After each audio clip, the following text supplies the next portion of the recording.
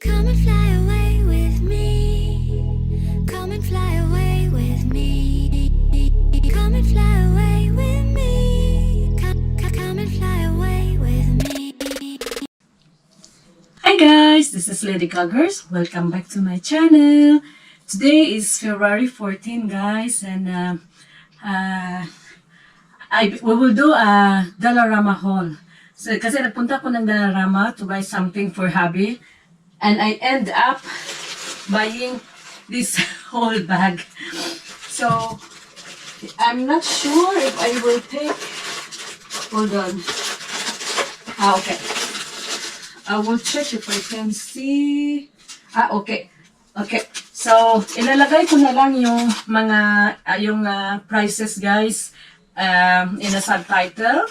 Kasi nakalagay naman dito kung anong klase. Kasi minsan before yung Dollarama items lang nilalagay nila. Hindi nila sinasabi kung ano yung items na yan. Pero ngayon, nilalagay na dito. So, ilalagay ko sa screen yung mga prices. So, una tayo dito, guys. So, I bought this one. It's a Socialty biscuit. Product of Spain. Sabi dito ng product of Spain. Yes, sa Dollarama, guys, sabi nila na daw, mga cuisine daw yung mga, anong tawag yung cuisine sa English, yung mga nonsense, ganun, na hindi worth it. Pero marami naman, guys, if you're practical enough, marami dong mga bagay na instead na bibilhin mo sa ibang store na mahal, doon sa Dollarama is mura lang siya. So dito, ito sa grocery store, marami ito sa grocery store. Tapos sabi ni Habi kasi sa akin before, ayaw niya na bibili ako doon sa Dollarama ng mga foods kasi baka daw expire. Pero hindi siya expire, guys. Mag-i-expire siya to this year, pero sa September pa siya mag-expire. So mas mura doon sa Dollarama kaysa grocery store. So yan ang una ko nabili para sa kanya yan. At saka bumili din ako ng isang Maria. Ito, guys, palagi kami bumibili nito. Para siyang Marie sa akin. And we used to buy this at the grocery store. And this one is expiration date is 2027 pa, guys. So okay pa siya. Sobrang okay. So, bumili ako nito kasi ito yung palagi naming binibili sa grocery store. Pero we don't buy this much. Pero, bumili ako kasi yung kasama ko sa trabaho na palagi kami nagwo-walk. Marami siyang nadadala nito para sa snacks namin. Tapos kasi, a pack of 4 siya, guys. So, pwede mong dadalhin. Ito kasi, hindi siya nakapack individually. So, yan.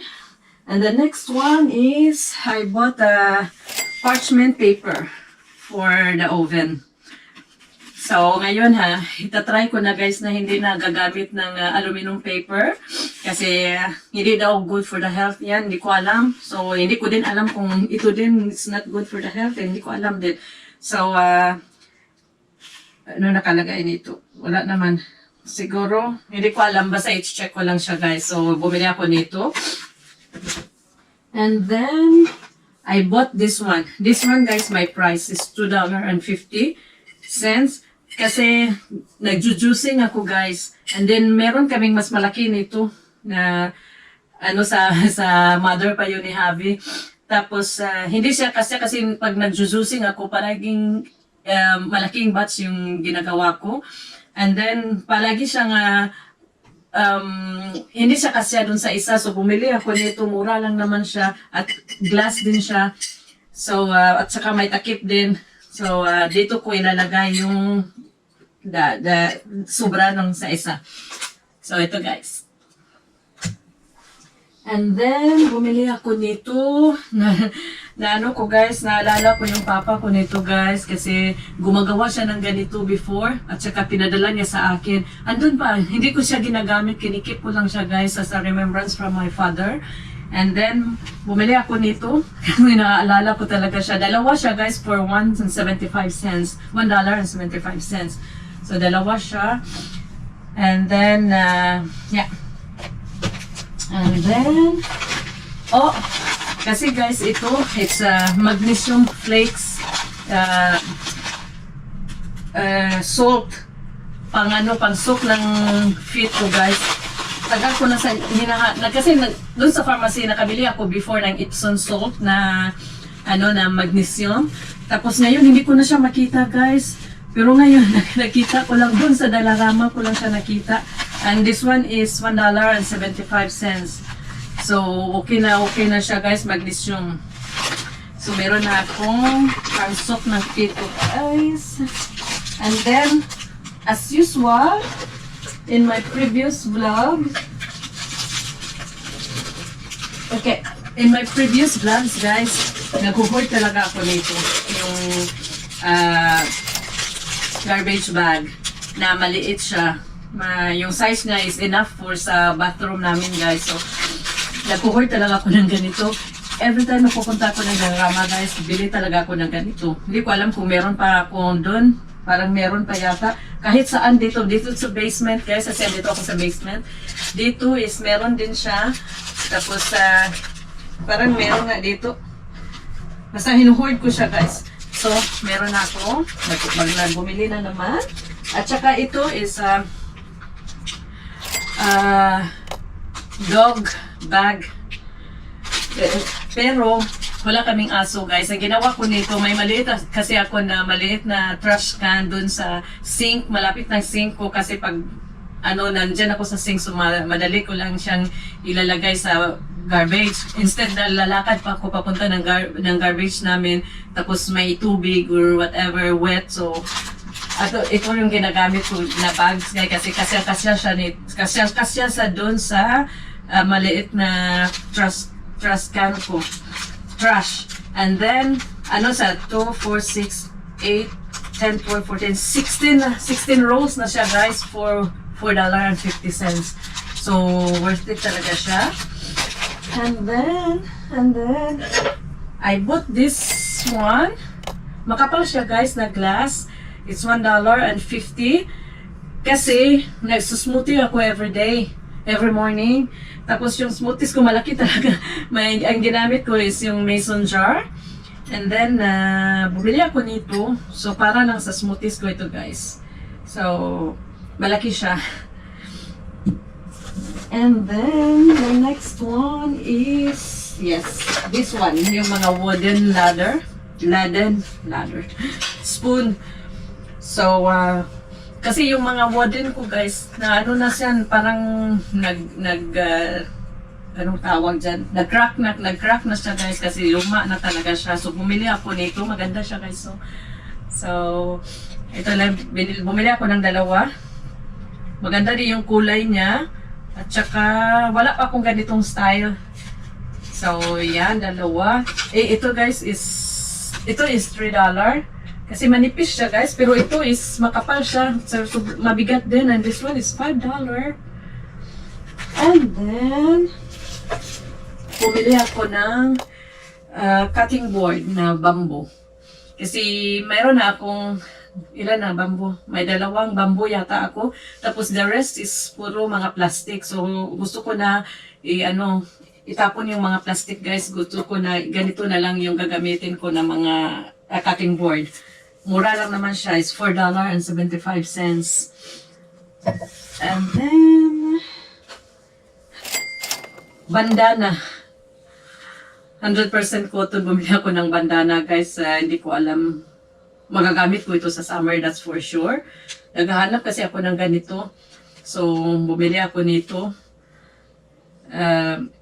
Para din ito sa work ko, guys. Para hindi na ako mag-hairnet. Pwede naman kami gagamit ng ganito. So, binili ko ito. Itatry ko lang siya guys. Kasi yung kasama ko sa trabaho before, ito yung ginagamit niya. Pero okay naman na gagamit ka nito at hindi ka na mag-hairnet. And then, ito is $1.50. Bumili ako nito yung tissue paper na ganito yung style niya guys. Para ilagay ko dun sa car. Na malagay ko siya dun sa lalagyan ng bottle. So, kasi pang siya guys. So, pang car talaga siya guys. So, bumili ako nito. Kasi nung maglalakad ako or minsan kailangan ko ng tissue. Kasi pag malamig kasi guys, tumutulo yung ilong ko guys. And then, I bought this one for my smoothies, yung glass straw. Bumili ako nito guys. Enough siya guys, ano? Enough siya sa... okay, yeah. Enough siya dito guys. So, 4 na siya, isang straight at isang curve. At saka may brush siya na panglinis. And then, magkano naman ito? Dali.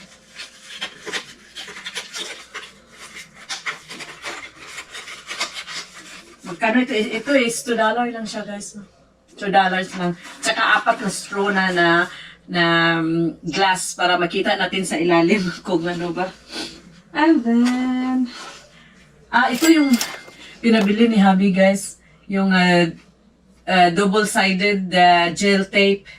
Yun ang pinabili niya sa akin. Meron, ito kasi ginagamit ko guys, yung mga, anong tawag dyan, yung sa Christmas decor ko. Tapos hindi ko na, alam ko na meron pa akong ganito. Pero hindi ko na makita siya guys. So, bumili ako, mura lang naman siya, is $3.50. So, bumili ako nito. At saka, malapit ang naglubat yung camera ko guys. Malapit na din tayong matapos. And then, I bought this one, wipes for my car. Kasi sobrang, ano na talaga yung car ko guys. Guys, sobrang madumi. So, maglinis ako sa loob ng car ko. So, ito, bumili ako nito. Mura lang din is $2.25. And then, bumili ako nitong lights. Strip light, guys. Strip lights. It's 6.5 feet. Okay, kasi siguro dyan. And then, mura lang ito. Basta mura lang ito, guys. Pag walang presyo is hindi $1 for sure. And then, bumili ako ng, malapit na tayong matapos, guys. Bumili ako ng, ganito, battery na AAA para dun sa mga microphone ko dito at saka mga remote ko dito sa basement, guys. So, bumili ako nito. Pero hindi ko pa naman kailangan. Ikip ko lang siya dito. And then, bumili din ako ng scissor.